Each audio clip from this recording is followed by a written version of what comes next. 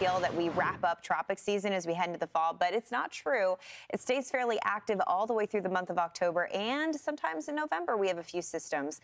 We are tracking a tropical disturbance that is getting closer to the Caribbean, and the Hurricane Center continues to up the chances here for the potential of development.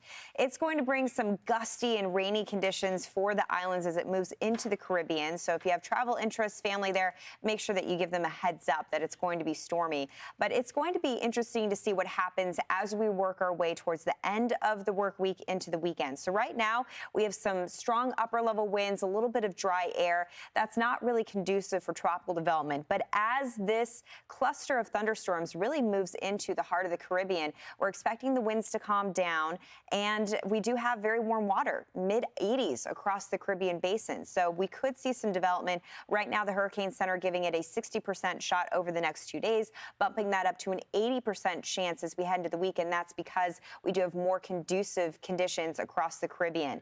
Now we have a big blocking high to the north of this, and that's going to keep it on this southerly track.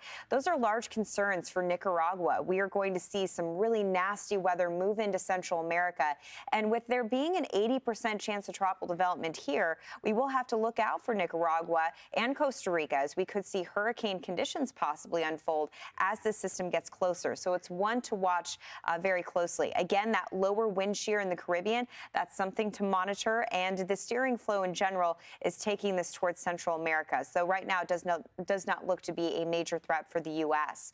Key factor here for development, definitely looking at everything pulling together. The water temperature is probably my largest concern here. Again, with that blocking high to the north, this is really going to be driving it into Central America. There are slight questions of what happens towards the end of this forecast, which again, you're pushing it well far out, so we're going to see changes. But does this eventually work its way into the Bay of Campeche? That's something we will look for as we get closer to the beginning of next week. But big questions there.